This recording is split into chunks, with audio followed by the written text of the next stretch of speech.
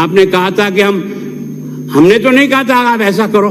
आपने कहा अपने घोषणा पत्र के साथ पैरा टीचर और सारा समस्याओं को यथोचित समानांतर नियमित किया जाएगा। मैंने नहीं कहा आपको लिखने के लिए, आप नियमित किया जाओ, लिखो। आपने नियमित किया जाओ। हुआ क्या? बीडी कला साहब की कमेटी बना दी। उस कमेटी ने 4 साल में रिपोर्ट दी क्या? कोई हल निकला क्या? नहीं निकला। नहीं निकलने के बाद आपने क्या किया है कि 11/1/22 को आपने कहा कि हम इसके लिए नियम बनाएंगे और नियम बना करके इसमें अध्यापक लेंगे। मैं सोचता हूं जब आपने इन शिक्षा कर्मियों के लिए वोट चाहिए थे तब तो आपने उनको कोहनी पे गुड़ लगा दिया कि हम आपको नियमित करेंगे। वो बच्चा लालच में आया, स्वाभाविक हो, चाहे मेरी बच्ची हो चाहे आपका बच्चा हो, उसके मन में आएगा कम से कम ये तो होगा, लेकिन वो नहीं हुआ। और उसके कारण से आपने अभी जो नियम निकाला वो आगे बताऊंगा मैं आपको। वो नियम इस बच्चे की मदद नहीं करा, इस बच्चों को डुबो रहा है। जो संविदा कर्मी को आप नियमित करोगे ना 1,10,000, वो आपको समझ में आएगा बाद में। यानी इस कारण से आपने इस 15वीं विधानसभा के मेरे एक उत्तर में आपने बताया था कि शिक्षा कर्मी, पैरा टीचर और पूर्व की भांति कार्य करते हैं, उन्हें संविदा का दर्जा देने की परंपरा नहीं रही है। ऊपर मैंने राज्यपाल का अभिभाषण कहा, उसमें वर्ड टू वर्ड लिखा कि ये भी उस संविदा कर्मी में आकर के इनको लाभ मिलेगा। इनको आपने मामले किया। अब आपने क्या किया है, एक नई योजना निकाली है विद्या संबल कि इसमें आप आओ अप्लाई करो। और उसके कारण से लाखों बच्चों ने, एक बार रिकॉर्ड बोलाकर इनको कहना कि तुम बोलो कितने बच्चों ने विद्या संबल योजना में अपनी दरखास्त दी है, वो लाखों में है। और उसके बाद आपने 14 तारीख को एक आदेश जारी कर दिया, सब कुछ काम कर दिया उन बच्चों ने।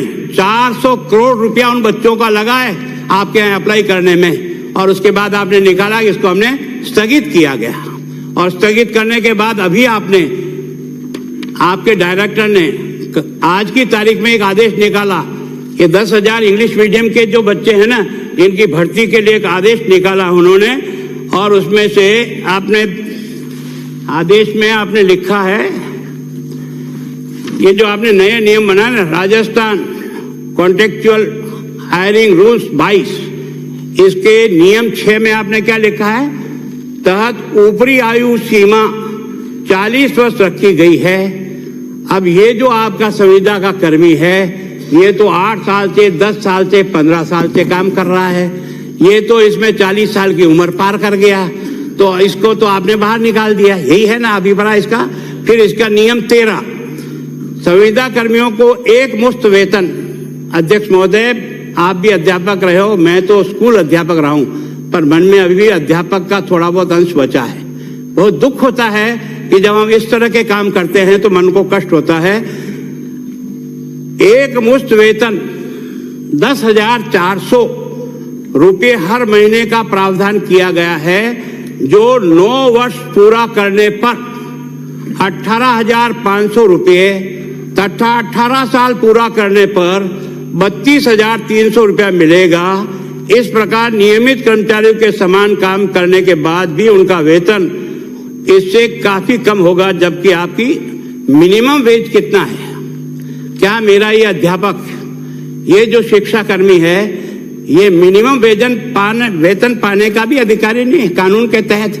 हर बच्चा तो सुप्रीम कोर्ट नहीं लड़ने जा सकता है, लेकिन हम तो जा सकते हैं ना, हम तो समझदार आदमी है ना। सालों में इसमें लिखा है, सालों में संविदा पर काम करे कर्मचारियों के उनकी पहले से की गई सेवा 9 साल 18 साल वेतन वृद्धि का लाभ नहीं मिलेगा। इसका मतलब उनकी पुरानी सर्विस गई गद्दी नहीं मिलेगा।